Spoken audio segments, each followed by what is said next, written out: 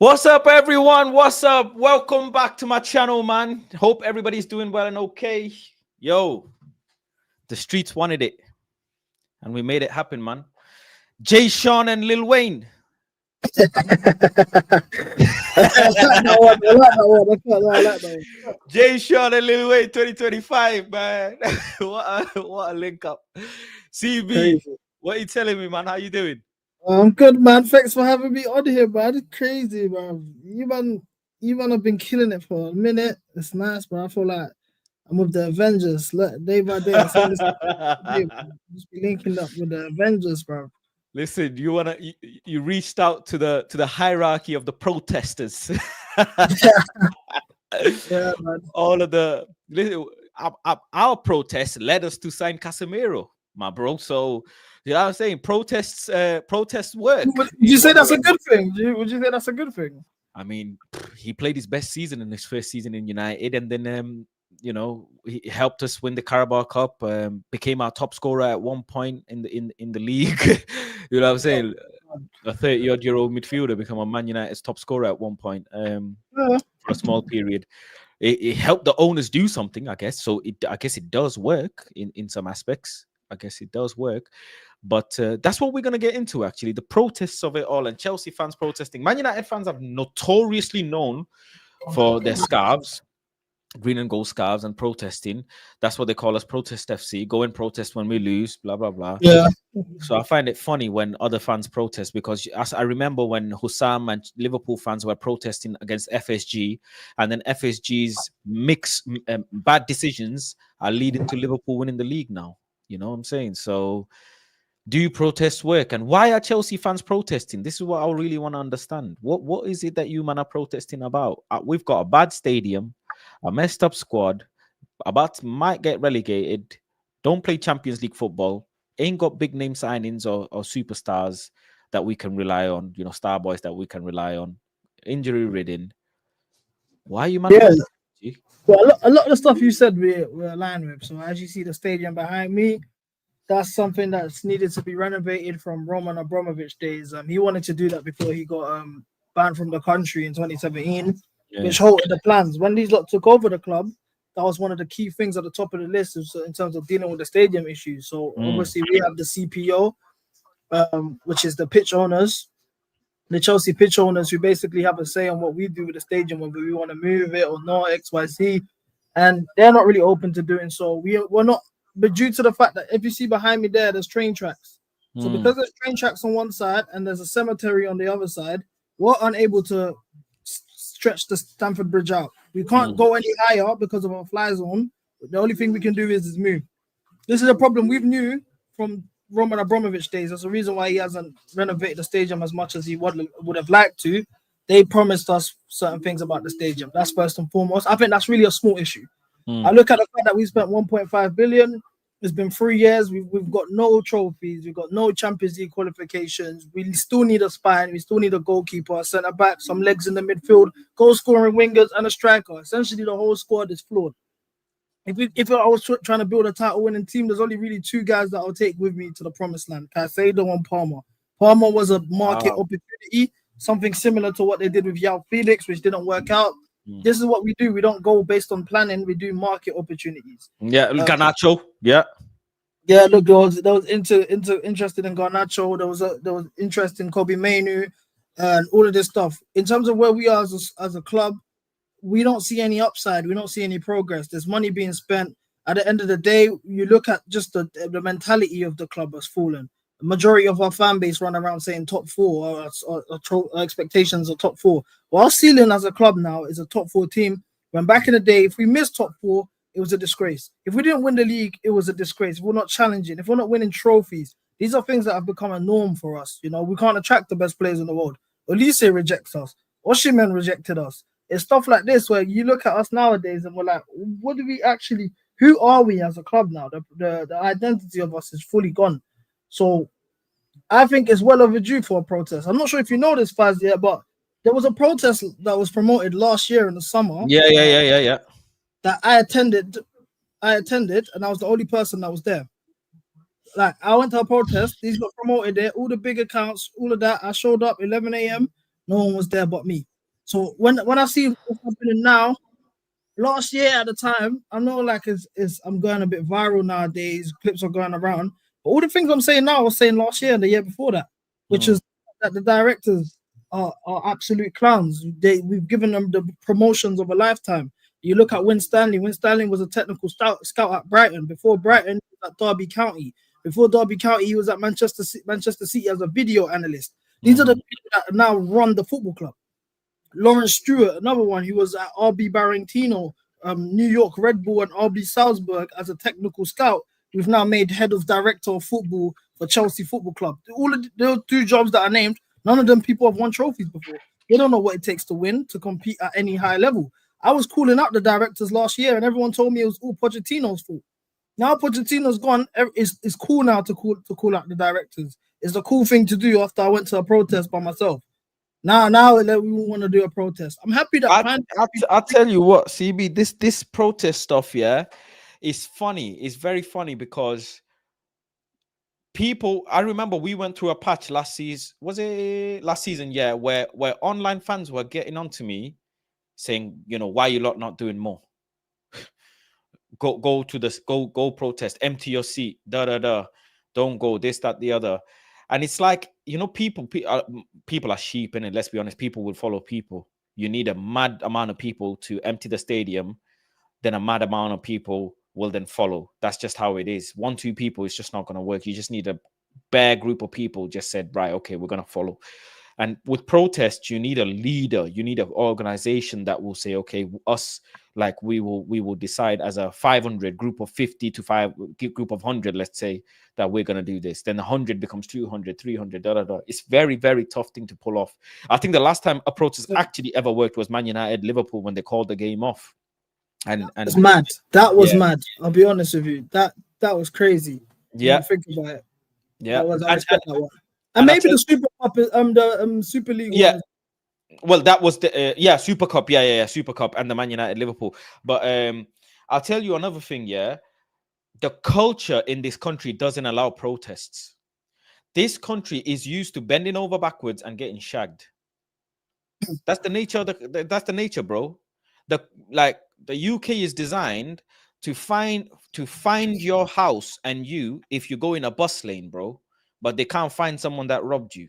It's just that the whole thing is a setup. The whole country is not used to going and voicing their opinion and standing their ground. They're not. Especially the football culture. They're just not. Like, look at the prices, for example, of Sky Sports, all of these TV, all these football platforms that people have to pay to watch football. Do you know what I'm saying? So you got to think, for example, just compare like Turkey, for example, Spain. These men getting the white scarves out. Do you know what I'm saying? Turkey, people are protesting. Fans are jumping on the pitch fighting, bro. Man are swinging at players. Celebrating in my pitch. Are you crazy?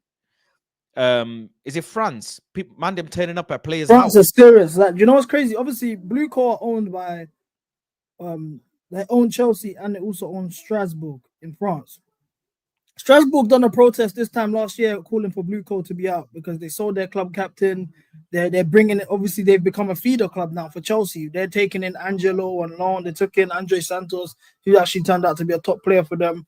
And we made them their feeder club. They haven't liked it. If you actually look at Strasbourg, they've actually improved as a club. They were at a certain point fighting for Champions League football. They fell off a bit, but they've improved compared to what they were when they're taken over, and they have a backbone. Them as French people, I've seen French people riot over Nutella. Do you know what I'm saying? Them man, they don't play. They, when it comes to England, what you're saying is spot on. We've watched our club die for 3 years. 3 years slowly.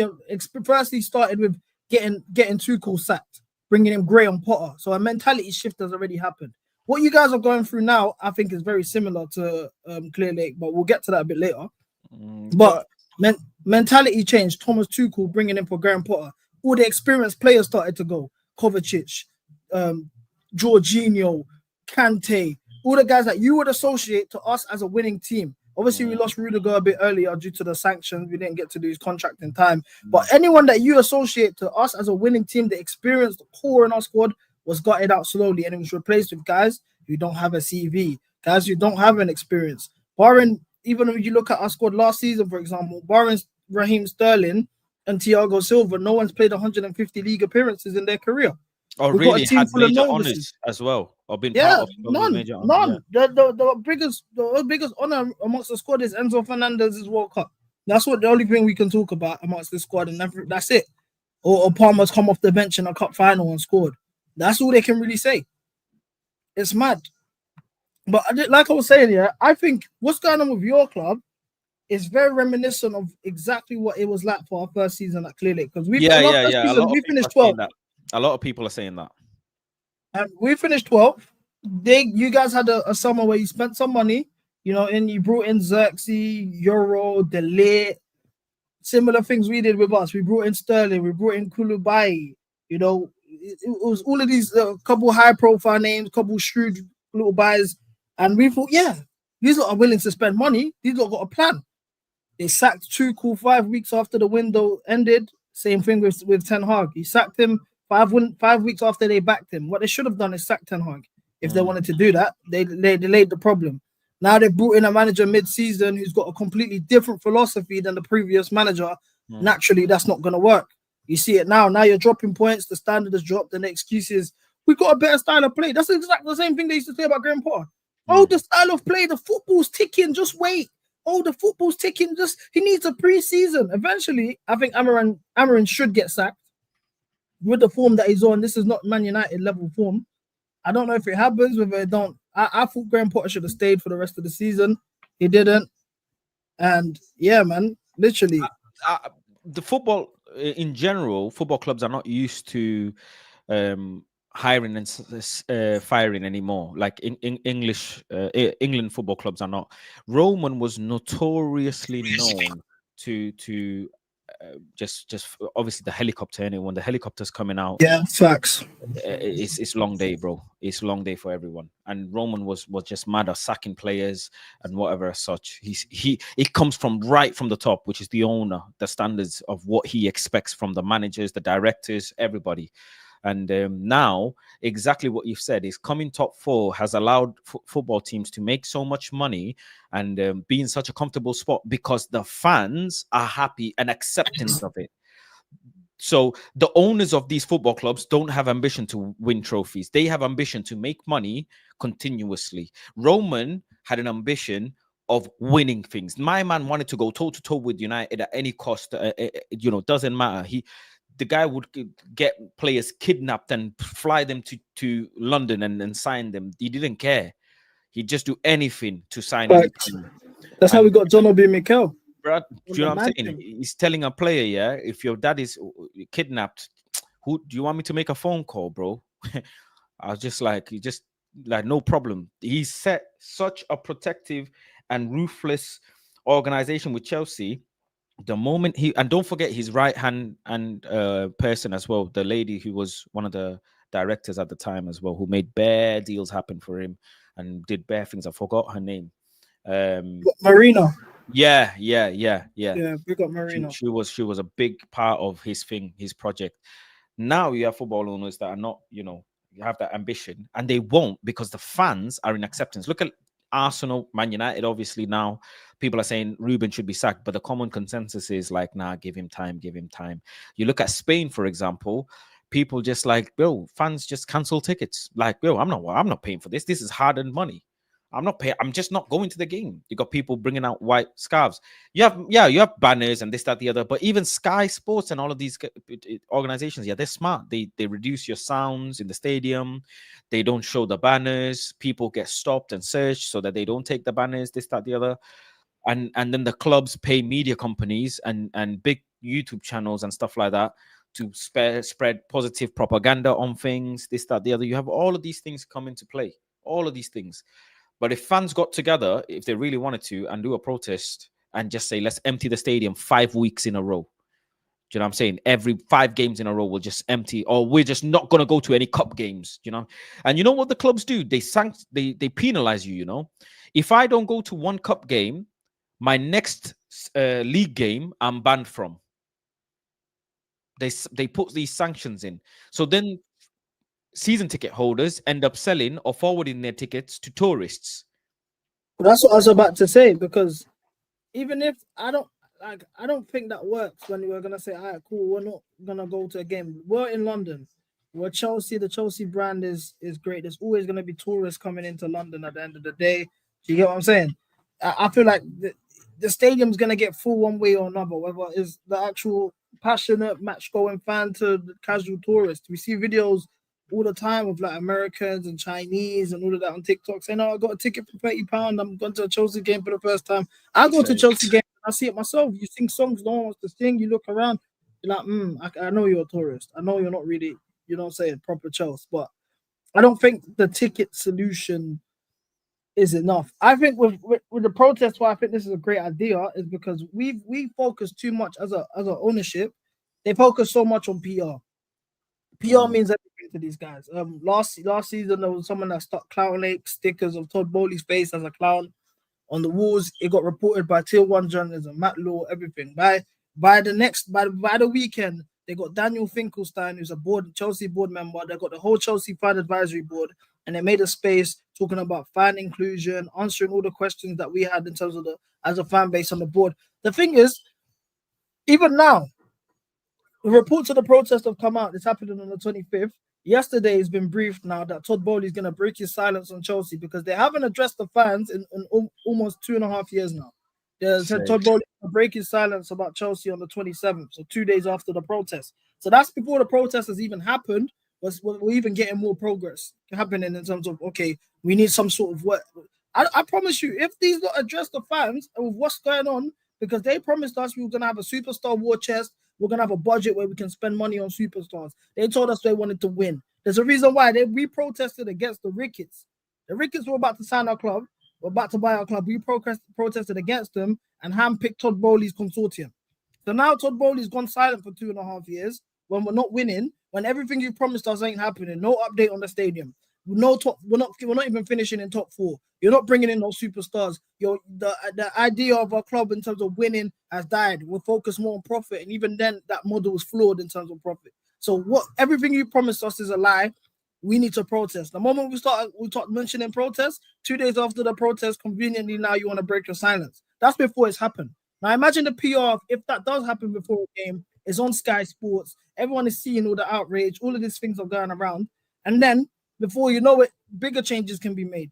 Maybe we can start changing this under 25 model. Now we can start bringing in experienced winners in the squad. Maybe they decide to sell. Who knows? So I think this is a brilliant idea. I think that's the only way we can address this in terms of not going to games and all. I don't think that works. If I'm being honest with you, if I'm being what do you think? What do you think would be better then?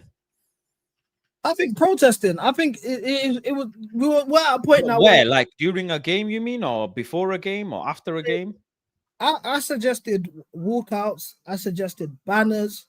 Walkouts is a good idea. Yeah, walkouts is always good. Walkouts. I suggested banners at a certain point. The thing is with the walkouts, the form that we're in. But sorry, TB, I tell you now, yeah, even what you're saying, yeah, is very respectable, bro. Spain, I'm saying. Spain, bro, man, them are locking off the bus, you know. Yeah, facts. They're locking off the bus. What's that famous video when my man punched up Ramos's car, just alone, one man, just started swinging at his car, and another player had to come and get involved. People are getting at what was it, Neymar's house in outside his house singing and that, telling him to leave. Crazy, bro. Yeah. These guys are like, bro. You have Milan fans, AC Milan fans, isn't it? If I'm not mistaken, chatting to the players after the game, and the players have to line up and listen to them.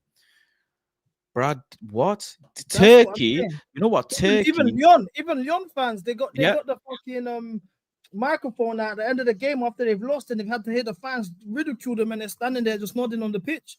That's how that's the difference. Obviously, the mentality, and on top of that, we're not a club we're not up north. I feel like in up north, you man are more, you know what I'm saying, you're rowdier. That's just naturally how you lot are.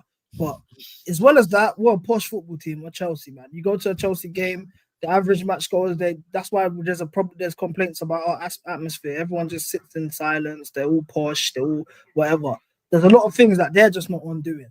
You know, I've suggested a banner, but I've been willing to put in my own bread on top of that. Let's get a banner, blue coat out, make Chelsea great again. You know what I'm saying? Stuff like that. Everyone, no, I don't think that's a good idea. Or someone run on the pitch with a little sign, why not?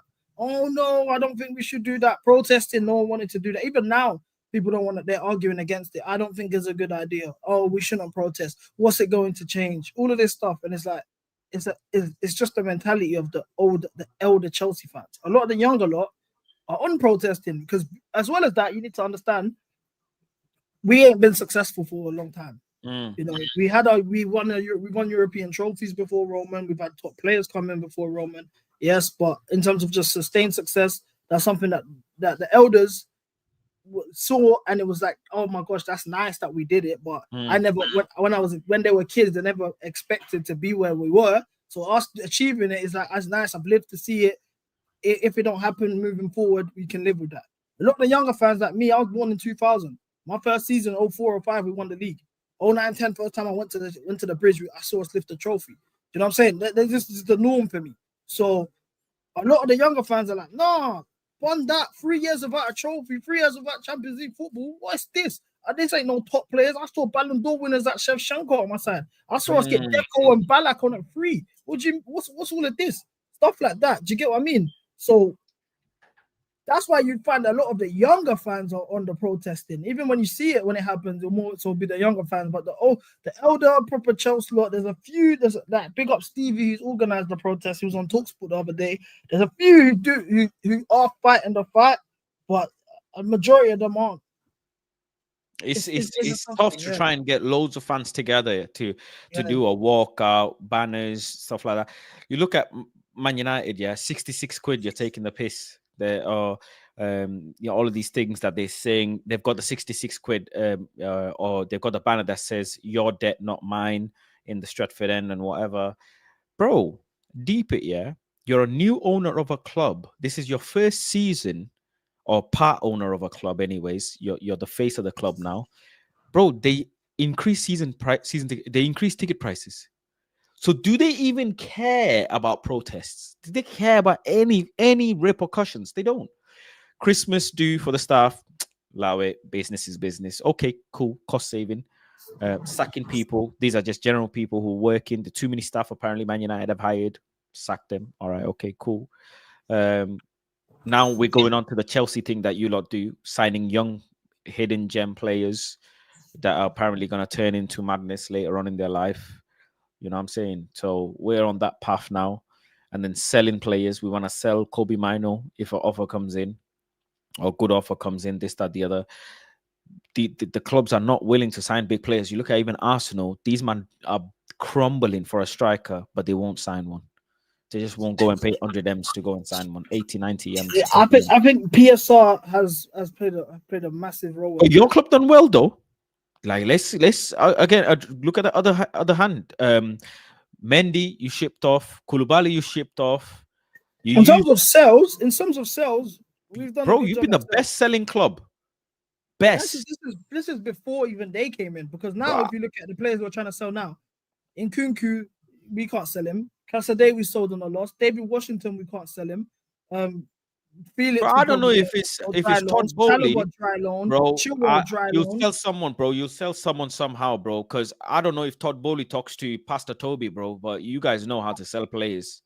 You man know how to finesse the system, bro. When it comes to selling players and buying players, let's be honest.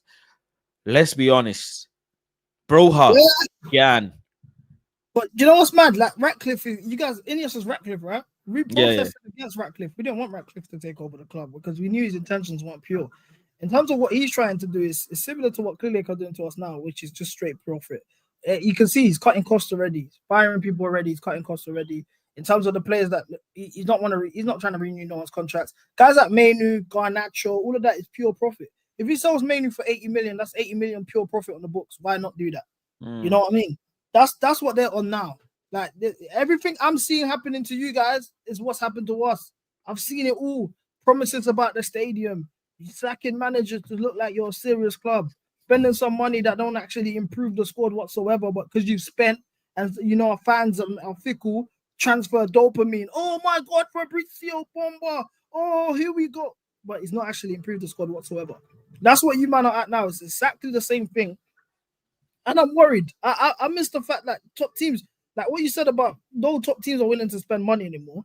I think that is PSR, and it has made it fairer in hindsight. You look at the league now. Aston Villa are competitive. Nottingham Forest are competitive. Newcastle are a bit competitive. There could be more if it were for PSR to be honest. But the league is equal. You know what I mean? There's more balance. It's a lot, yeah. It's a lot equal. It's been in a long time. But look at the negative of that. When's the last time in general the Premier League have actually brought in a star? Maybe Erling Haaland. That's the last time. We don't attract stars. The Saudi league's more attractive. You know what I'm saying? La Liga will always be attractive. Syria A, even to an extent, is more John attractive. Duran is gone. Who else can I think of? Osimhen freaking plays in Turkey. That's mad. Superstar. Who? I mean, you'd say Silva was a superstar. Casemiro was a big name signing, but you know they've had to get bread to come here, and they were on the latter stage of their career, anyways. Big name, yeah, you're right. Harry Kane gone to Germany. You know what I'm saying? We don't have stars in this league no more. We actually don't have stars in this league. You think of that? This is the thing. That's what what I don't like about this PSR thing. But also, as well as that, it's because majority of the top teams, barring Manchester City, who actually make an effort. And the last star that came was from Man City, Newcastle as well. Maybe their ownership's different, but majority of these teams is American ownerships. American ownerships, they focus more on sustained profits. How can we get sustained profits into the club while minimizing spend? Simple. Let's focus on top four. Well, let's focus on top four because we can get the just amount of revenue through TV rights that it helps us in our pockets. We can spend some money that will make everyone think, oh, wow, new players are coming in and shuts the fans up. And we're at a certain level that there's no pressure on us to win because we're top 4 team. We get our Champions League. We might go around at 16 if we're lucky, quarterfinal, we'll get knocked out. That's that. We're floating in 3rd, 4th place, 5th place. Yeah. That's what it is. That's what they've made us now. All these top teams. Arsenal, United, Chelsea, Liverpool, to an extent, they were floating there last season, the last 2 seasons. Now, but they're back at it now. But even still, their 3 best players are on the way out. Yeah. That's the thing. So it's like this is like their Michael Jordan last dance. I won't be surprised if Amazon are filming a documentary of their season. But that's literally what it is. And then we move on, and it's in terms of the allure of the Premier League is gone. And not this is where I say the fans once again need to start doing something about it. Because it's a clear culture shift. The people that are taking over the club don't understand what it means. Do you think it's more because you actually mentioned a good point? The league has become more equal, like more balanced in terms of because of PSR. It's made difficult for big teams to just spend willy-nilly anyhow. Do you not think in the grand scheme of things, it makes the league more entertaining? But then diehard fans like you or me are like, yo, I'm used to winning. But then you've got Bournemouth saying, shut up. We've got Fulham saying, yo, hold that. 100%. The league is definitely much entertaining. It's much more competitive. Every week you don't know what to expect anymore. Any team can smoke anyone. 100%. As well as that, teams like United can't bully teams no more. You man were the kings of bully. You were the bullies. You man would take a Louis Saha from Everton. You would take a Berbatov from Spurs. You know what I'm saying? You man was on Michael Carrick and Van Persie. You man was that team. You hoard talent. You were taking talent from all the lower teams. We can't do that no more because any sort of player 100 M's. He's like 150 M's. Manji will take them bar from them for 30 million. That was them man. You know what I mean? Like that's what the sport's become. Like if you was someone wanted to sign Morgan Rogers from Villa, they're asking for 90 M's. What now? So there's more like there's more parity in the league now, which I like. But come on, bro, where's the competitiveness? The league it's not like it's full with top talent. The teams are better. There's better teams. There's more structure. That's right. The leagues become more competitive, but there's no top talent, bro. Yeah. There is no. The top talent now apparently is Nicholas Jackson. Like if that's the top talent of the league, yeah, but we're finished. We're dusted. If that's the top talent or one of the top talents of Premier League is on one of the top forwards in the Premier League is Nicholas Jackson, yeah, we got no hope. That's the thing, though. You see, Jackson. I don't know if you rate Jackson or not, but I rate Jackson, but I'm not play FC. Like, I'll hold him accountable. Like, he's been poor. You know what I'm saying? Like, the levels of performance I've seen from him since December onwards is crazy. He's a shell of himself. The way he started the season. If he spoke to me in October, November, and said that, I would have argued with you all day and said he's probably one of the most informed strikers in the league. Big up, man. But literally, yeah, that's the thing though. In terms of quality of football, it's died. But this is when you start having different types of conversations now, because that, in terms of the quality of a footballer in the Premier League, for example, or even just from European football now, I put that on Pep Guardiola. I look at now, the 9 positions died. You know, wingers aren't even as direct as they used to be. The 10 is definitely died. The 10 doesn't even exist anymore. You know, like the 10's died.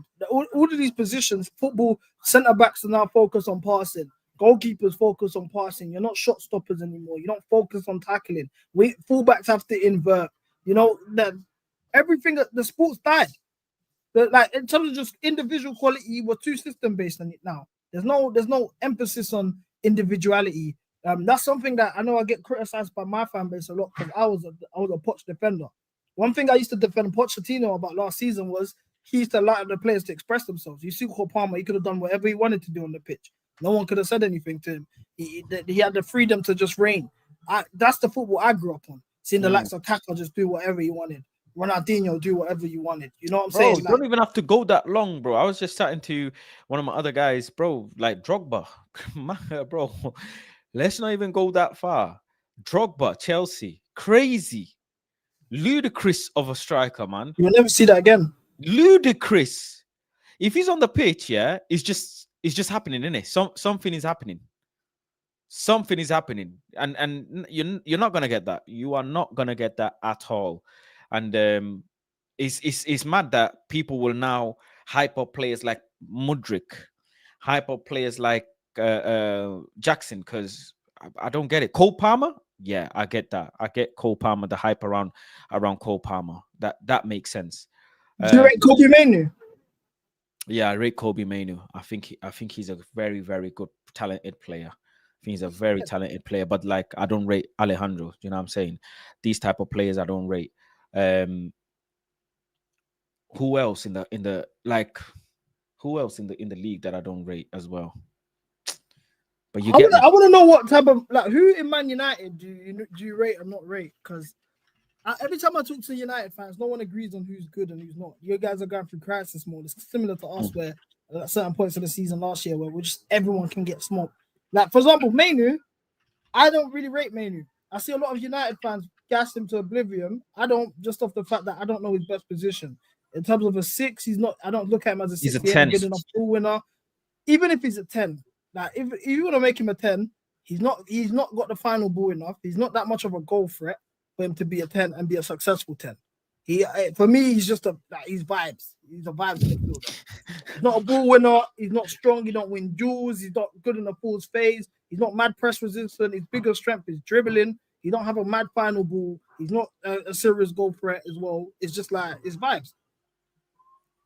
Yeah, like, he's a 10, but he's not a techie 10, like the way, you know, the slim build, the short kind of techie 10s that get about, that will go past man easy and put in a final ball. He's definitely got finishing. We've seen that. Without shadow of a doubt, he can finish.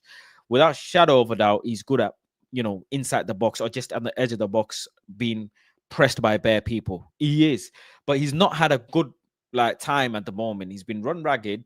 And he's very, very young as well. Don't forget, his entry to the first team was so rapid. You look at other teams like Liverpool have young players that they bring in, then they take off for a bit. They bring in, they take off for a bit. They let them ease into the team.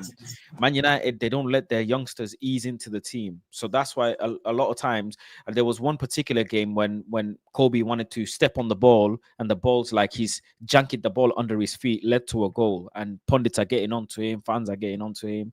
Even now, people are like, he's not going to fit in this system, yada, yada, yada. He's not the fastest. But he's got a very specific skill set that needs to be harnessed and developed. And these are specialists. Like do you think Man United is the place for him to develop that skill set? Not right now. If I was him, for example, I'd, you know, again, I'm speaking not as a Man United fan right now, but if I was him or next to him, I'd tell him, "You'll get off."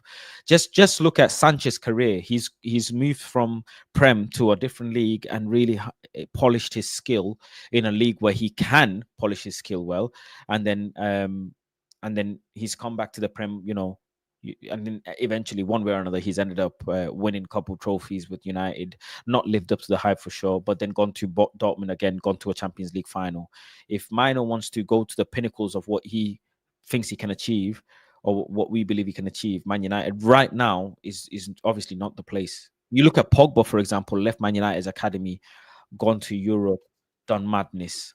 Obviously, grew, and that's what needs to happen. Don't forget these players. They have great raw talent, and then they go to a different club and they just go to a different level. Prime example is Modric, innit? You just look at Modric at what age he left and the amount of trophies he won. He was a rated player in Prem without shadow of a doubt. But when he left and went to Madrid, he just went to a different, like, mad levels, just crazy levels. And I think that's what Mino's suffering from. He just needs to be taking it easy. They just need to take it easy with him. In all honesty, he can't be a player that you rely on, because he will make mistakes, and there will be games where you think and look at him like, is this guy even a 10? Like, what's this? Is he at 8? What's this? He's not a ball winner. He's slow. He's not Yeah. rapid. He's not got bare energy like But Uga. you need that in the midfield in the Premier League, though. Yeah, That's you the can't similar. have These are that. things I Look get at onto Kante, Enzo Fernandez. Caicedo, Enzo. Do you know what I'm saying? That's what I get onto Enzo Fernandez about as well, because he's another one. He's overweight. He's a bit slow, out of possession. He don't really contribute much. He's not a ball winner. I think in the midfield you need mad energy. You need P. You need to know how to win the ball, especially in the Premier League. Like in other leagues, definitely. But like, yeah. So you rate Menu. I rate Push mainly, rate Ahmad. obviously. Yeah, of course, Ahmad. Ahmad is great. But again, people are getting carried away with Ahmad because it's a honeymoon period, because he's got you bare goals. People are not going to look at it from outside perspective. Ahmad is done really well as a fullback. Really well. Man United fans want to see him as a fullback. Let's say tomorrow I sack Ruben Amorim. I bring in another manager that don't play fullback system. What next? Because Ahmad's data as a 10, people are saying he doesn't get into a lot of positions, this, that, the other. So then, do you know what I'm saying? You got to work with Ahmad as well, and figure out how you can harness his ability. It's finding the right manager for Man United. Hopefully, Amorim can become that, but the right person has to bring out the best in these players in the right positions that they're looking good in. Ahmad looks great as a fullback, as a wing back, sorry, but is he really built like a wing back? Can he sustain 5 years of career as a wing back? Can you tell me that?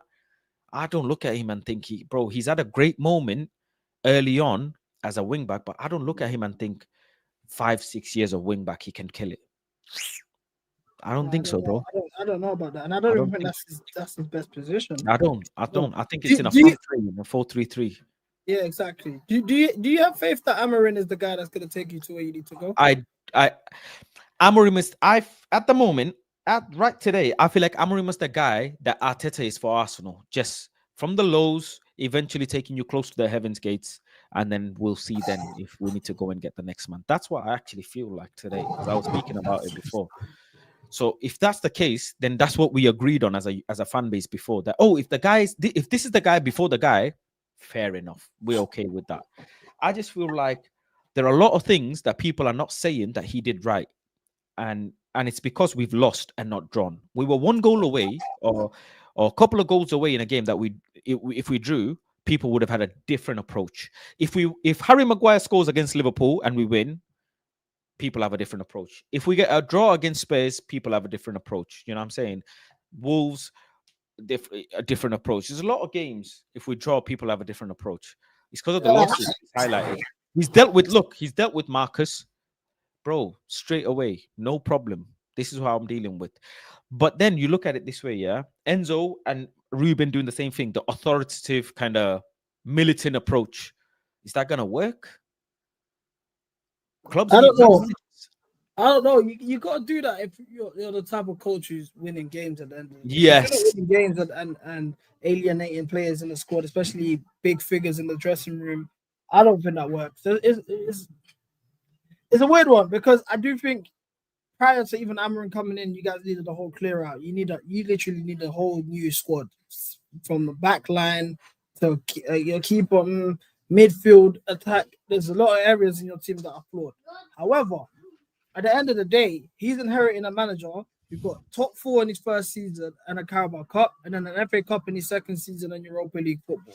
So him being in 15th place as a United manager at the end of the day is a disgrace. If he doesn't now, if he does that without a trophy after the pressure you guys have put on the other manager, there's no consistency there. You have to hold him accountable the same way you held Ten Hag accountable. But he's not a Tuchel. He's not going to come in, get the best out of the current players and work with them, win you something, get off. He's I really need to teach you how to do this thing that I want you to do. It's not like, okay, you can do this, so do that. You can do that to do this.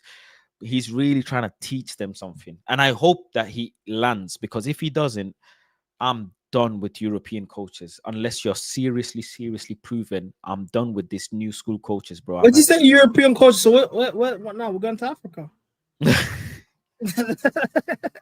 Bro, let's go, man. AFCON managers are doing a madness, because when we see AFCON play AFCON football, yeah, bro, man, them are shooting from anywhere. Yeah, man, them are dribbling past anyone. Vibes is good. Crash Bandicoot football.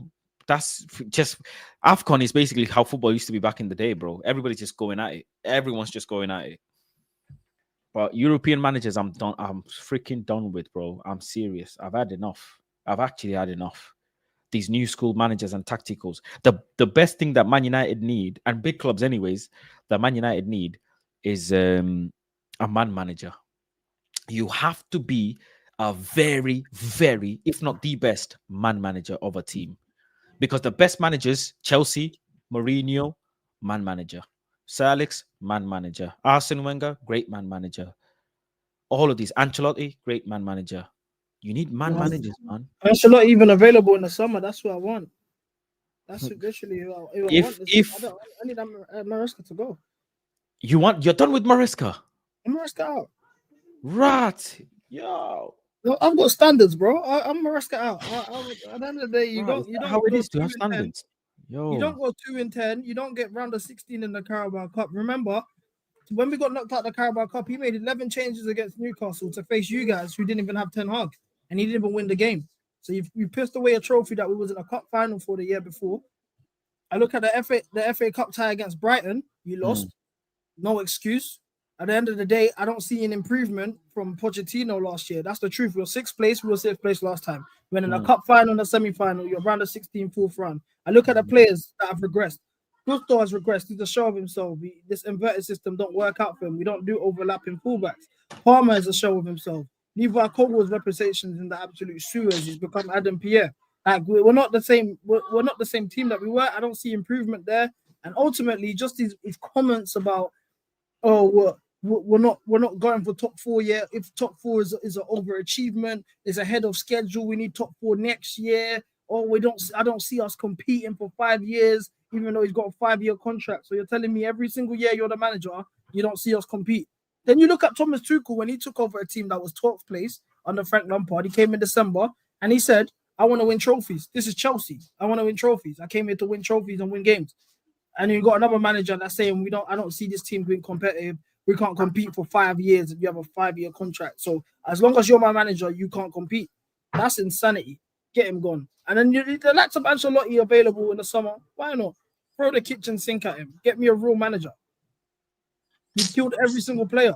Damn, do you really, bro? When I was saying Zidane, yeah, I think, you know what? Maybe I have become a mutant, because I'm like, you're sounding like a top red, I was thinking that. I was like, you're sounding like a top red. Like you're defending Amarin a lot. I'm like, wow, like because I'm in the mentality, bro. Like, what? Like nothing to achieve. No, but nothing. That's mad because you've got the Europa League to play for. You're still in the FA Cup.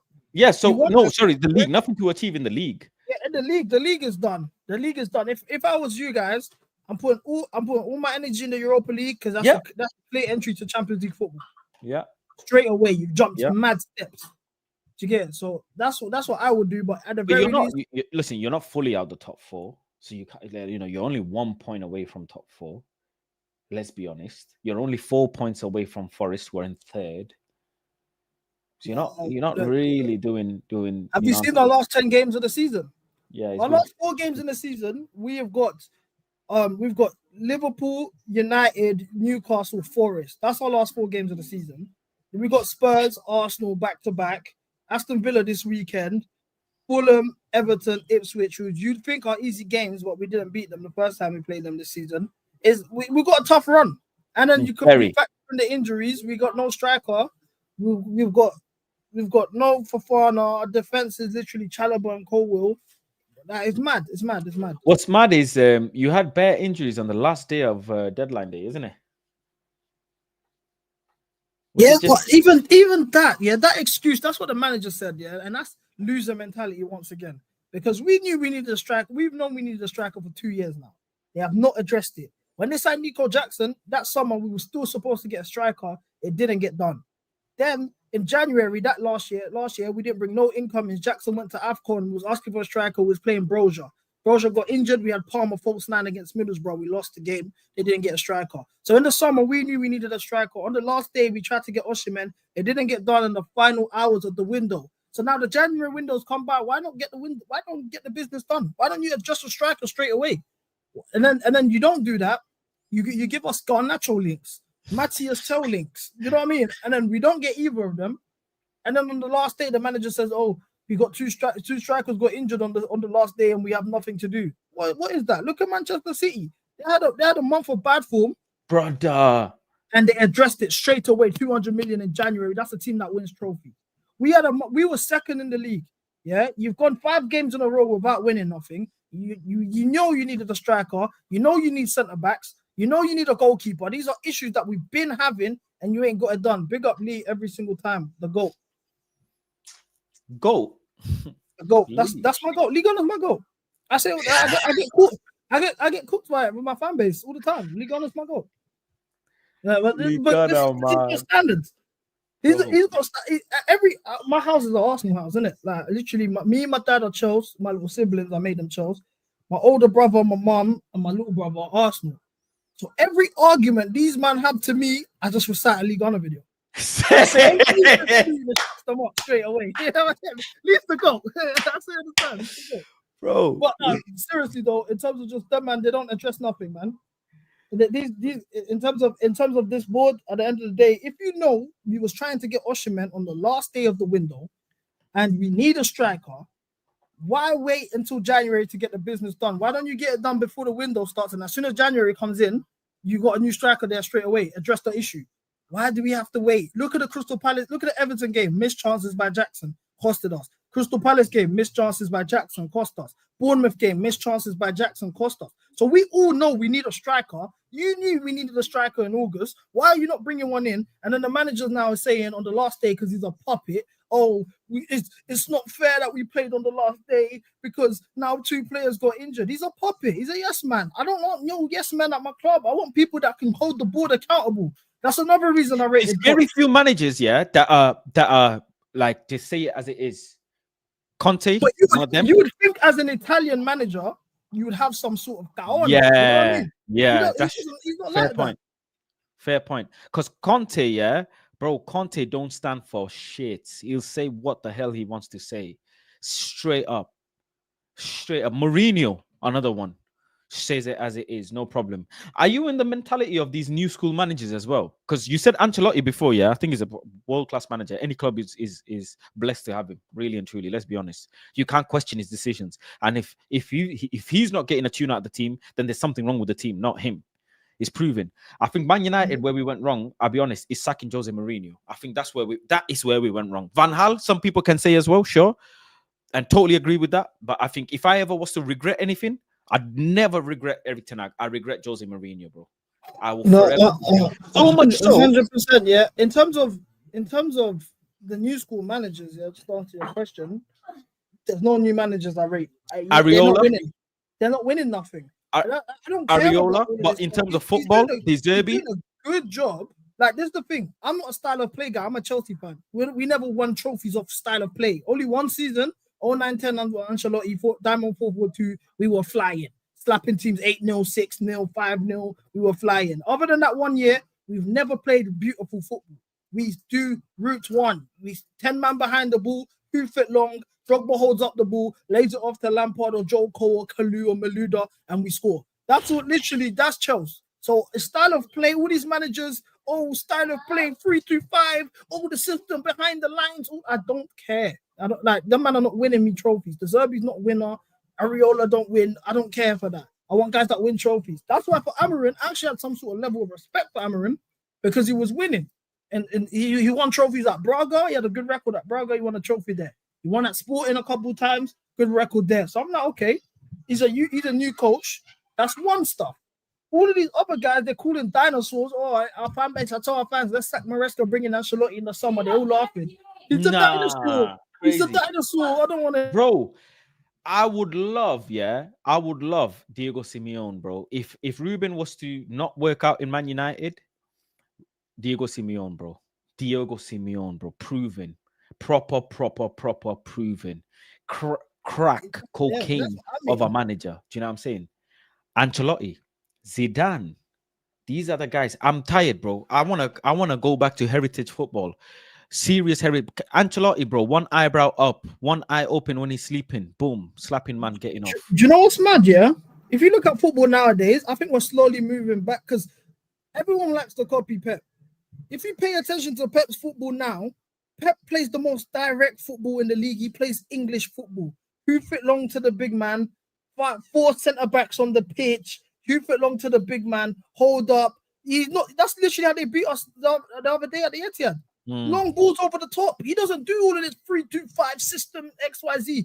That's a myth. He's definitely changed it since Jan. He's definitely. Yeah, exactly. He doesn't even play that. Even last season when they won the league, he had 4 centre backs and then 2 holding midfielders in front of them. He was the most defensive. He wasn't doing all of this stuff that they do. All of these students don't know how to defend. They don't know how to coach a defense. There's Zerbi league goals. There's Brighton Manager league goals. Maresca league goals. They all of them. Ruben Amorim league goals. Like crazy. League scores. For me, all of the young coaches that are coming up that I rate, to answer your question, is probably Xavi, because Xavi won a league title with a young squad. He doesn't have the amount of spend that Real Madrid had when he beat Ancelotti's Madrid. That was Benzema's season when he was going crazy as well, and they won a league title. So I'll say I rate Xavi. For me, it's all about Arteta. Someone saying Arteta don't league goals though. I'd probably allow it, man. Don't rise in me Arteta, man. This is what's happened to football. But look what is going on now. We're moving back to the old days. You look at teams out of possession, they're all in a 4-4-2. They're all in a 4-4-2 out of possession already. Like I said, Pep is doing the hoofing it long thing. I think a lot of men are going to start copying him, getting a target man. You look at Nottingham Forest. Nottingham Forest are flying. They're the most traditional team in the league. Yes. They've got overlapping fullbacks. They've got direct wingers. They've got a traditional 10, and they've got a target man. That's literally football. That's what we grew up on. You know what I'm saying? And it's flying. It's working for them. That's what we're getting to. We're going to a road now. Where not just flying, but if you compare money spent compared to output given, do you know what I'm saying? What you put into what you got out, they have the highest return in any team in the league. Period. They're the best. Not forget league position. What the money they have spent for what they are now getting out, it is crazy, bro. It is ridiculous. And you know what's mad? Their project started the same year that our project started. That's the thing. Our manager says, "Oh, we're not allowed to beat. We don't have the right to say we want to beat Liverpool or Arsenal because we have only been together for X amount of years and all of this." That man started their project 2 years ago, same time as us. I remember when they spent money, they almost were in relegation battle at the same time. Everyone was laughing at them for the money they spent. They've come back, they flipped it. Look at them now. And we're way behind. We're way behind. In terms of Estavio, just to respond to your comment, Belly. Yeah. Estavio, for me, the way the fan base are acting like he's some sort of savior for us. You talk to Chelsea fans, next season, what type of squad do you want? They all got Estavio on the starting 11. I haven't seen starting 11 type form. I want him to be a good player for us. I like the fact we're getting Brazilian young players. That's, for me, you know, man's Congolese and that. I got family that play for France. For me, I'm straight Brazil. I've always rooted for Brazil. From 06 World Cup, that was my first World Cup, to now, I'm a Brazil man. I love Neymar. The fact he gets compared to Neymar is crazy. For me, I expect Estavio to be what Hazard was in his first season. 12-13 season, he's come in, similar to sort of hype, got a bit of experience. You come in and you get, you know what I'm saying? If the You way got you him for talk a about good it, will price bring as me well. 20 GA. Simple. You got him for a good price as well, considering how desirable and how at the moment he's talked about. You're going for a decent price. I've seen all of this, man. I've seen them talk about Andre Santos, even though he's at Strasbourg, we're yet to see him for us. Andre Santos, mad hype. Mark Gu, mad hype. No, Estavio, mad hype. Angelo Gabriel, mad hype. They do this every single time we sign someone. So it's like, But it's a lot so of these young players. You constantly linked with young players, man. When are you gonna sign like a seasoned veteran? But do you know the oldest player these guys have signed, these directors, was Tosin on a free. He's 26 years old. That's the oldest signing they've done.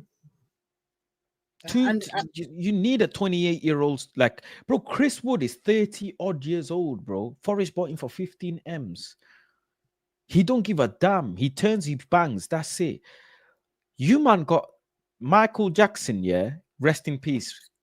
He said, "Not my lover, not my what is it? It's not my son, not mine." Left Nicholas Jackson, and now Nicholas Jackson is missing everything. Everything. If you add up Nicholas Jackson's misses, yeah, it is ludicrous. You see the thing with Jackson, yeah? Bro, I think Jackson is link talented, up is Jackson the most isn't. kinkiest thing in football. Kinky. No, but Jackson for me used to play with another 9. You put Jackson next to someone like Gyökeres, you know what I'm saying, or if you play next to Duran or Where? something. I think 4-4-2. that's what I'm saying. He's a 4-4-2 type striker. You got to play with someone else. He's similar to Nkunku. Nkunku's not a lone 9. Nkunku needs another 9 in front of him, and he's SS. Like a Lautaro Martinez. Yeah, People say that's how I Lautaro look Martinez. at Jackson. Yeah. Jackson is an SS. But as well as that, I think the level of Jackson, the way we rely on him, is not who he is. Jackson is the type of guy who we need. He's a Carabao Cup, FA Cup type striker, depth striker. You know what I'm saying? And you would do, like, if you only had to play in the Carabao Cup and in the FA Cup, everyone would be like, oh my gosh, Jackson's the best number 2 striker in world football. He's a great second striker. He's similar to what Demba Ba was for us. Yeah, but that's because he wouldn't be missing the chances he's missing in the Prem. He just have less chances missed. That's not his level. He shouldn't be a lone 9. We knew that when we brought him last year. He's exceeded expectations of the fact that last year he got 14 non-penalty goals. In his first season, he's 22 years old. So he says, I think he's 45, but that's besides the point. He says he's 22 years old with 14 non-penalty goals. I'm looking at that. I'm going to say, you know what? Fair enough. Let's give him another run. Surely he's going to improve. It's his first season. You hear? Obviously, he wasn't even a striker. He was a left winger. So you're thinking his first season as a striker in the Prem, and you're 22, you got 14 goals in the league. Okay, I'm not going to buy another striker. This is how these directors think. Yeah. Anyway, it's all data. So they're looking, their data saying, oh, naturally he's going to get 23 next season. We've seen it. He started well. And then the thing is, he's the only striker in the league who doesn't have another striker. You had Broha at one point, and you thought Broha's going to be some competition, but he Broha's on loan. Well, we don't have a striker. He's the only guy that has to play through bad form. If he gets a knock, he has to play. Do you know what I mean? It's like we set him up as well at some point. You had 9 league goals in December. He clocks from the last game that I remember him scoring was Brentford at home. After Brentford, we have Everton. You miss chances. Fulham, you miss chances. At that point, if you had a serious striker, you bring in someone else. Because he's not a killer. He's not a finisher. You're not on form anymore. Yeah, you're not on form right now. Bring in someone else, and when the time is right, we'll phase you back into the squad. You're young. Look at how Newcastle did it between Wilson and Isak, by the way. Wilson is not a mad striker, but they used to rotate a lot. They would rotate, no problem. Unless you're someone like Haaland and you're just on a machine for machine business. He's a freak of nature as he is, yeah, as a specimen as he is. Other than that, even Liverpool, bro, they chop and change in the middle all the time. They circle different players in the middle. Relying on Nicholas Jackson, just like Arsenal rely on their forwards, Havertz and all of them, it's just ludicrous. And if Chelsea had any ambition, especially, what position were you in December in the league? Because you were close to second with 2 points off top. 2 points off top. Thank you. In December, yeah. If Bluco had any ambition, and it's the same syndrome as Arsenal have, you would have gone in the market. You would have said, "Yo, Victor, this is the dotted line. Sign here, man, and get on that plane. Simple. I don't care. Like, Ivan Tony, sign on this dotted line and get on that plane. I don't care who, what, where, what. How much is who's your agent? Yeah. Your agent is patent for generations. Here you go. Make your client sign this line, man. Bro, look at how what's my man's name? Madrid, the guy who runs Madrid. yes, Perez. Look at how Perez signed thingy. There's a Mbappe. documentary on it. But even that, yeah, Perez. I'm so happy you mentioned Real Madrid, yeah, because Real Madrid run an under 25 model similar to us. Mbappe they signed him at 25. Chouameni, Camavinga, Rodrigo, Vinny. You know, you can go on and on. The man is an under 25. Jude Bellingham is an under 25 model. The difference between Real Madrid and Chelsea is even United nowadays, because you guys are heading down that road too. Yeah. They have experienced players who know what it means to play for Real Madrid. I've won trophies already at this level, that know the standard, that know the training levels you need to have, the type of mentality you're supposed to have. So the young players get groomed, into becoming top players. This is what Chelsea failed at. When the likes of Enzo Fernandez and all of the Caicedo come in and Noni Madueke, you keep the likes of Jorginho, Kovacic, Kante, who showed them the ropes. Okay, this is what is required. Okay, no, you're not supposed to go out at this time. Go to sleep at this time. A father figure in the dressing room. Look at them. And as well as that, you're not getting thrown in the deep end. Look at the Champions League run last year. Modric and Cruz are playing till the 60th minute. They get subbed off. Chouameni, Camavinga come on, play the last. Don't forget Rudiger as well. He's 31 and he's 30 odd years old. Do you know what I'm saying? These are highly experienced, or old players, senior players, that having them in the changing room allows the other players to remain like checked from time to time. You got João Felix come in, yeah. I seen João Felix in a balaclava. I was like, wow, easy. Safe. Say no more. I'm seeing Nicholas Jackson FaceTiming Astrid Wert for motivation. This is what I'm saying, because they have no leaders in the team. Who's going to tell you, no, everyone's your age, mate? Who's going to tell you not to do something? You're going to look at them and say, bro, who are you to chat to me? That's just natural. Sancho's best performance so far, one of his best performance, not best probably, one of his best performance has been when Sui'i came to the pitch. Yeah, literally. This is the thing. This is the thing. And then you look at us last year, like you look at the old tenure for us. 13-14, when Mourinho came back from Real Madrid, we had Eto'o, Torres, Demba Bars as strikers. Eto'o, like, senior figure in the dressing room, knows what it takes. Standard setter, scored against United, scored a hat-trick against Spurs, or hat-trick against United, actually, if I'm not mistaken. Yeah, and then, you know what I'm saying? Stuff like that. The 14-15 season when Diego Costa came, we brought back Drogba on loan. Everyone forgets that. Everyone thinks Drogba left after the Champions League final. He came back on loan for 14-15 season when we won the league. Senior figures in the dressing room. Terry's still there. We haven't won a league title since Terry's left. Terry was there in 2017. You have them sort of leaders in the dressing room that know what it takes to win, that raise the level, that hold everyone accountable, that know, okay, this is the atmosphere that we need. This is how everyone's relationship should be. Okay, you guys, let's go bowling together. Let's all go paintballing as a team. Oh no, you shouldn't be going on. You shouldn't be going out to the club at this time. No, come to training at this time and work on your left foot. You do this. All of these things we don't have in the dressing room. This is a bit important, It's important, and I give you an example, yeah, a real life example. One of my boys, he plays in the champ now, yeah, and he's done well for himself to make his way up to the champ. But he used to play lower level football, and I remember when he got his first like nice little move from non-league football to league football. Whilst in non-league football, from Northwest counties and them things to like non-league football, which is a big step, yeah, big step. He says, he was sharing a house with a player that's in the England C team, and he said, one of the most maddest thing, yeah, he noticed is this guy, he brushes his teeth at a certain time, and he is in bed by 10 p.m. And my bro used to be like on his phone, PS5, or just relaxing, cool enough. But he's like, I learned the importance of just sleeping just by being with him in the house.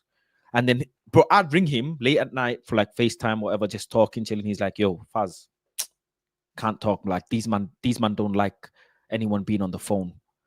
These are adults, and he's like, these man don't like people coming to the house or being on the phone, or if there's a bit of noise, because they gotta sleep because they gotta wake up early to go training. I was like, these. Then I understood like these little things. Big up Lewis.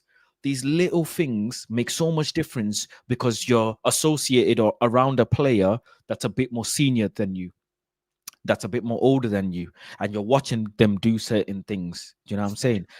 Ronis, when Ronaldo was here this last time, he said, bro, the training, some of the man them I'm seeing is like a joke. It's like a joke around. Yeah, It's a mess about. exactly.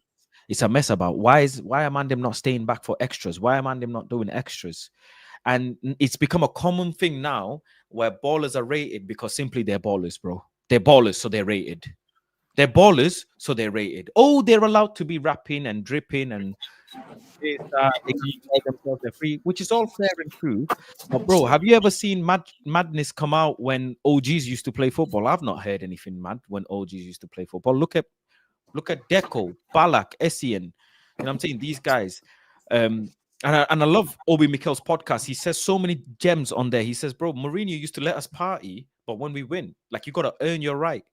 And he gave us so much freedom that we never abused it. But when we lost as well, he would go mad at us. But we gotta I earn can't his lie respect. though, first the old school ballers were kind of mad though. They were mad. They were mad. But The real no, they were Ferdinand, mad. Lampard, them were having orgies on camera and that. They They were weren't they were even, doing a madness, yeah. they weren't But even mad. but they were But they were winning though. But they they were were winning winning. trophies, innit? They were winning games. They were They winning were winning trophies. When it came trophies, to innit? work, when it came time to work, they were grafting. That's the fact. They were grafting. I never understand how it can ever come like even in comparison that a player is not training at a certain level in training. I don't get it, bro.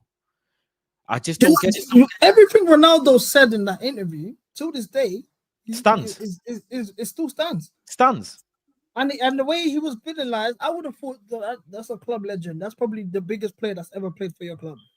I would have thought the fan base would have rallied around him and said, defended him and said, you know what, everything is what you're saying is spot on. We need to improve. You know the standard. You were here when we was competing, going 3-peats in the league, XYZ. I would have thought you guys would have defended him. That's what the fan base was crucifying him, posting foul comps, wanting him to leave for Ten Hag. You man did this to Ronaldo for Ten Hag. And that's mad. That's when I realized, yeah, United have died as a club. Obviously, for me, I don't care. I hate United. You know, the only club I hate the most in this world, generally, is United and Arsenal. For you guys, after that 2008 Champions League final, I literally cried. That's the only club in the world to make me cry. I hate you guys forever. Seeing you guys where you are now makes me happy, warms me inside. You know what I mean? It's just annoying that I can't rub it in as much as I would like to rub it in because we're also shit too. Yeah, but you're in a better position still. But yeah, you're in the Conference League, and we Would you bumped you say in the that? Conference Because League. I was having this debate with Chelsea fans the other day, yeah? Let's just look at the last 2 years. In the last 2 years, you guys finished. You got a Champions League position in the league, and you won a Carabao Cup. The second year, you got an FA Cup, and you got Europa League. You got a Europa League finish. We finished 12th, no trophy. 6th, no trophy. You are in the last 2 years. You guys have been a better club than us. Better in terms of winning. Yeah, winning finals. Yeah, but that's the aim of the game, is to win trophies and get into the upper echelon of European football. You played in Champions League, you won a trophy. So whose standards are higher then, really? Because you want your manager out because you want to set a standard. But I've been winning trophies and wanted manager out. I don't know. In terms of standard, for me, you guys are too relaxed with being 15th place. I think our standards are higher because of that. Because we're 6th right now and we're protesting next week. That's mad. You know what I'm saying? Like we're doing something about. We was 4th when the protest thing, the Flyers even got organized. So we're doing that. You're 15th. I expect way more noise. Way more noise. You guys are Man United, man. Liverpool on top of the table. You know what? This season, can I be honest? This season, I think just let us have this season as a off. I think from the Erik ten Hag, like, and there's a question here that I want to bring up as well. I started from the Erik ten Hag tenure. We're so knackered, bro. We're knackered and shattered, and we just want a season off. Us ourselves as a fan, we just want a season off, bro. Bro, you know, my country, Bangladesh, they fought for their language, innit? One of the only countries in the world that fought for their language. I felt like I was in war, bro. I felt like I was in war when I wanted Eric Ten Hag out, bro. Front lining, hiding my face in stadium, this, that, the other. It was crazy. I just need a season off, bro. I need a season off. I need 2 weeks in Marrakesh. You know what I'm saying? Like that. 1 week in Turkey, 1 week in Dominican Republic. Bro, I went on a mad holiday. I remember last season. That's me in the summer, bro. You know, when we sacked Poch from the Chelsea fans, I tell you, I used to stream on playback at the time. We sacked Poch. I went to Marbella the same day. So fuck this. I went Marbella. For me, obviously, a lot of people get onto me like for the defending Poch. For me, it wasn't even about what Poch, as him as a tactician. A lot when he lost 5-0 for me, I lost respect for him at the end of the day. But he fought against the directors. But if Ruben wins the FA Cup, yeah, you know, you gotta give it to him, man. He bought himself time. Yeah, he bought himself some time. Gotta give it to him. Next season, though, it's gonna be the same. And I think if he stays in the summer, he's not gonna get sacked in the middle of the season next season because they're just gonna be like, yo, it's long. And also, I don't think they're gonna sack him now because they just spent 30 M's a couple of weeks ago buying this BMW M5 that they bought. What, Dogu, bro. My man cost less than a Range Rover for Lecce. Lecce bought him, and he cost Lecce less than a Range Rover Discovery, bro. And we paid 30 M's for that. Okay, cool, no problem. So if you're doing that, I don't think they're gonna sack him, bro. I'll be deadly honest. They're gonna ride out this season because they know nothing's gonna come out of it, and they're gonna tell him throw everything that you can at the Europa League. Forget even the FA Cup. Throw everything at the Europa League because we need to get back in Champions League somehow. But then on the other hand, they might say, you know, they go everything at the FA Cup, even Europa League, go as far as you can. Because if we don't make Europe, we pay less wages, by the way. We get less money from Adidas and all of the sponsors, but we also pay less wages. So they might say, yo, you know, it might just be better we pay the less wages. We got to part ways with, what do you call it, Rashford and Casemiro. Both together make millions and millions a year. Eriksen, who's going to leave or retire at the end of the year. Maguire, I don't think they're going to sell him to keep. And Lindelof, who's going. So they got to replace some players by default. If they can sell Garnacho in the summer, that's going to be another one. We got to wait and see if they want to even sell him. And I think there's going to be a big amount of sales that are going to be made. But let's chat on this quickly. I'll just answer this question, and I want to ask you a question as well. Which of these three managers gave you the worst trauma? Moyes, Ole, Eric? Eric, bro, because Eric, came into the club and then said he can't play the football that we know him for. That's like a girl, trying to do the most to impress you. Soon as you propose to her, you get married, bro, she just starts like going downhill. Eating, drinking, no lingerie, no getting nails done, mustache bigger than you. Do you know what I'm saying? All of them. That's like, bro, nah, that's crazy. That's crazy. But let me ask you this, quickly. Bro, why are you, man, getting on to Sancho? Oh, bro. You see Sancho, I've said this before on my channel. Sancho boy, is like back in the day when you used to chat to girls, like school days. Like for me, I was a gallus in school, innit? You go to a girl's yard and that, but because you've gone to her house a couple times, like first time in her house, you're a bit nervous. You know what I'm saying? You're sitting a bit far away, your backpack is still on, jacket zipped up. She's like, why are you sitting over there for? Come closer, like, you know what I mean? Like all of this, you know what I'm saying? So you might even just put your arm around her a bit slowly, like, Safe. you know what I'm saying? Safe. And then just as you're about to kiss her, the parents come in and you got to sneak out the window. That's Sancho ball. Straight foreplay. It's just foreplay. Sexy dribble. Through the leg. I'm not Meg, but I'm going backwards. Not Meg, but I'm going backwards towards the halfway line. Switch your play path. He's not direct. He doesn't beat his man. He doesn't have that. Just all of this foreplay. Where's the fucking? You know what I'm saying? Where's the, that's like I can't take that.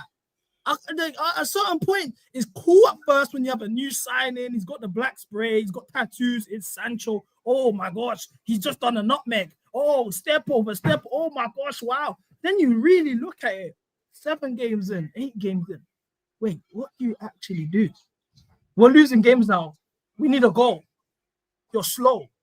The way our manager plays, we don't have overlapping fullbacks, so you don't even get an overlap as much as you would from Cucurella. So I'm just seeing you do nothing. You don't track back as well. What would you contribute to us? Barring the brand of Sancho, the brand. You play football like you're shy. You know what I'm saying? Like, I can't take that, man. I can't take that. But he's 25 M's. You might pay like 35 if you make top 4, I think. And he's worth 200. We're paying him 200k a week, mind you. We didn't get Olise because we didn't want to pay him 160k a week, but we brought Sancho for 200k. Madness. Don't even get me started on Pedro Neto on the other flank. But he's so Neto, you paid 60, bro. Sancho, he should get half the stick that Neto gets. Let's be honest. And you can probably sell him for 35 anyway, so his money back. It's money back. Someone saying all the players. No, I got asked about Sancho. Sancho isn't on top of our issues, but he ain't what we need. We need goal scoring wingers. The top of my issues for me in terms of players, but we got to address Levi Colwill. We got to address the goalkeeper. You know what I'm saying? Pedro Neto cost 60 million. He got 2 goals this season. Do you miss Gallagher? Do I miss Gallagher? No. Would Gallagher contribute to the squad this season? Yeah. He's better than his replacement, KDH. We got Felix in return. We sent him to Atletico to get Felix. He would have contributed more than Felix this season. You get what I mean? Like, my fan base, that's unpopular. I hear it. Though, isn't it? I was a guy that rated Conor Gallagher. Yeah, I rated him as well. I liked him as well. But where do you think you finish this season? Out of top 4? In top 4? I don't know. I need to see us against Aston Villa. Aston Villa's a must win. We need 9 points from our next 3 games. If we get 9 points from our next 3 games, I'll have faith in top 4. Because our last 10 games are mad, especially the last 4. Like I said, we got United, Newcastle, Liverpool, and Forest in a row. In our last 4 games of the season, when top 4, can get decided by a couple. Like, we missed top 4 last season by 4 points, for example. So that run is kind of mad. I don't have faith in the fact that we ain't got no striker. I don't. This manager has been found out. It's mad. So yeah, I think. And what if you not win the Europa League? Yeah, Conference League. The Conference League. I mean, even then we just get Europa League football anyway. I'm not mistaken. So you won't be happy if you win the Conference League and be like, that's a trophy, go for it. No, not me. I've got standards, bro. I'm Chelsea. I've seen us win a Champions League at the Allianz against Bayern. Nah, that's mad. Safe. Okay. All right, man. Listen, CB, it's been nice chatting to you, man. We're gonna run this always probably every fortnightly, so make sure you check it out.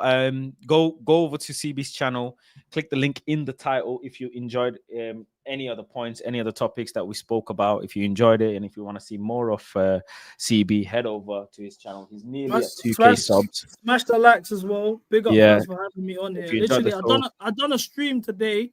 Live stream as a Chelsea civil war. If you want to see us talking about our club's protest, it's me and Don. We had a clash. Guys, and check that. It's really good content. You might want to enjoy that one still. Yeah. He's nearly at 2K.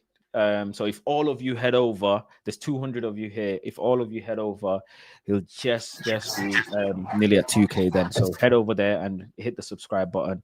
I'll appreciate that as well. He's a top brother and he's doing his thing, really. He's doing his thing. Tell the community what you got coming up anyways.